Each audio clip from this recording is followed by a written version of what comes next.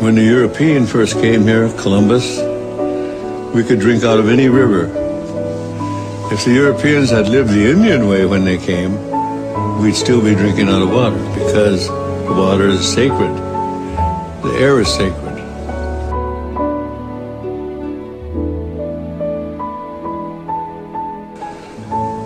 Our DNA is made of the same DNA as the tree. The tree breathes what we exhale. When the tree exhales, we need what the tree exhales. So we have a common destiny with the tree.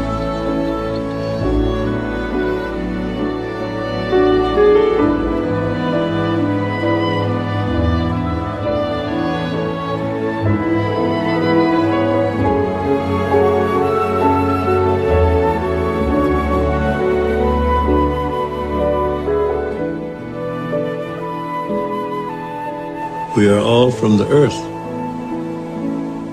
And when the earth, the water, the atmosphere is corrupted, then it will create its own reaction. Mother is reacting.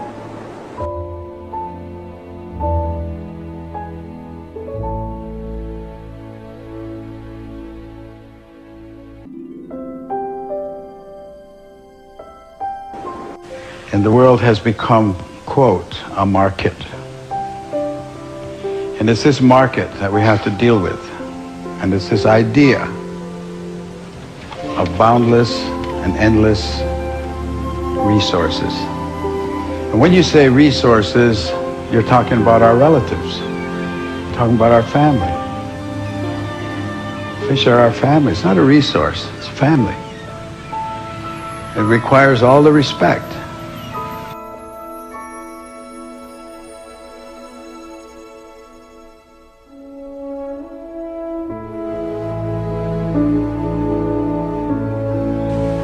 The structure of the world itself is such. It functions on natural law, and the natural law is a powerful regenerative process. There's a process of regeneration that continues and grows and is endless. It's absolutely endless if everyone agrees to the law and follows the law. But if you challenge the law, and you think you're going to change the law, then you're bound to failure. And in that failure will be a lot of pain, because the natural law has no mercy. It is only the law. The earth is all-powerful. It wasn't made here for human beings. He said we're part of it. But we don't have to be here, because the earth has its own process. And if it becomes to the point where you destroy yourself as human beings and you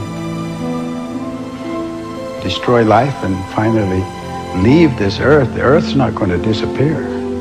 There's not going to be an end of the world. That's really a very interesting concept to us. No, the world won't end. People's life on it will. So it's not the end of the world you're talking about, it's the end of us. And the world, no matter what damage you think you've done to it, will regenerate, will regreen, will redo everything that was here at one time, except there won't be any people. Because it's got all the time in the world.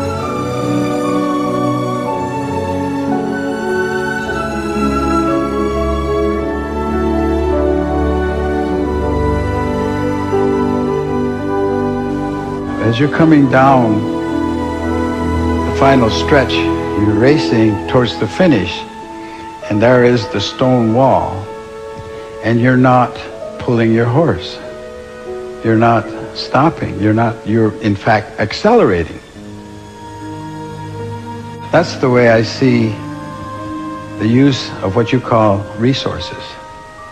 You're using them faster than they're reproducing.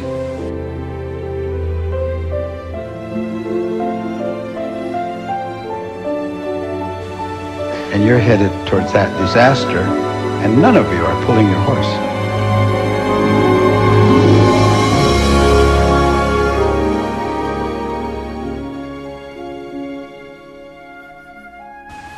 And every day that you don't do what's right is a day that you've lost an option. And you're losing your options every day. No tree grows by itself. A tree is a community.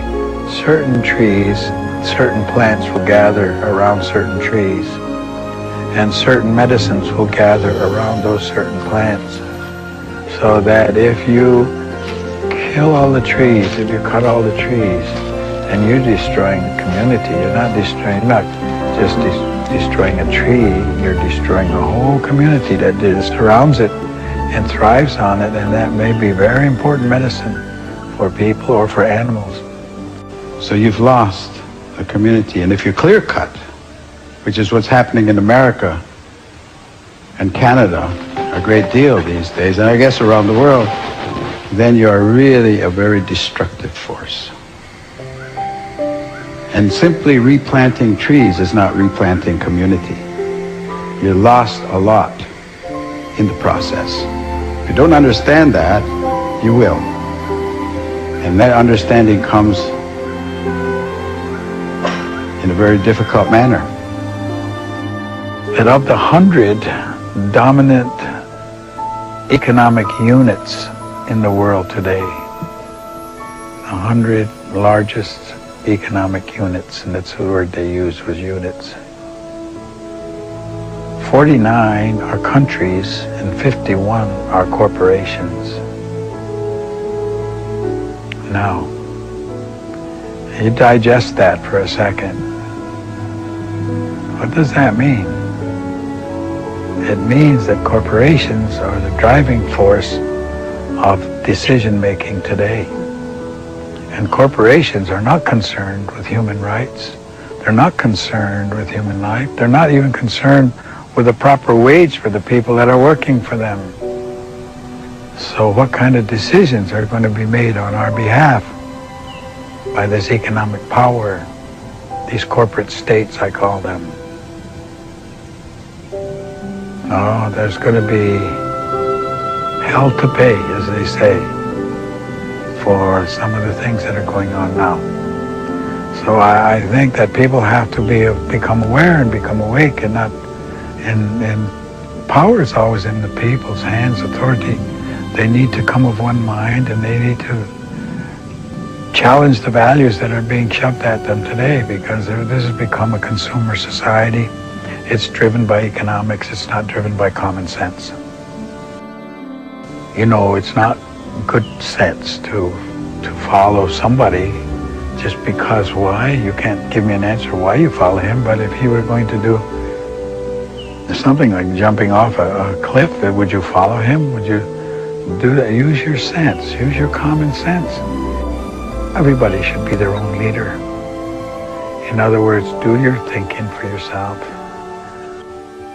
And we look about, for allies, we look about for friends, we look about for people who will understand and agree with those mandates of peace.